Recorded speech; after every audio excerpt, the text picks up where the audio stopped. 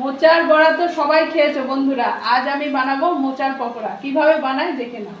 আমি আস্তে আস্তে হলুদ লবণ দিয়ে সেদ্ধ করে নিচ্ছি। হলুদ দিয়ে দিলাম, এবার লবণ দিয়ে দেবো। তো মোচাগুলো আস্তে আস্তে সিদ্ধ করা হয়ে গেছে। এবার আমি কি কি উপকরণ দেবো সেটা দেখে নাও। এখানে বেসন আছে, লঙ্কার গুঁড়ো আছে, কর্নফ্লাওয়ার আর জোয়ান, এইগুলো দিয়ে আমি এখন মেখে নেব। আর তার মধ্যে দেবো একটু জিরে আর লঙ্কা বাটা।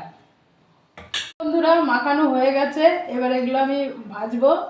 আর এর মধ্যে কিন্তু একটু জল দেবে না, তাহলে কুরকুরে ভাবটা হবে না। এ দেখো এইভাবে এইগুলো তেলে ভেজে নেব একটা একটা করে। খেতে খুব টেস্টি লাগে, তোমরা এগুলো বাড়িতে বানিয়ে খেয়ে দেখতে পারো।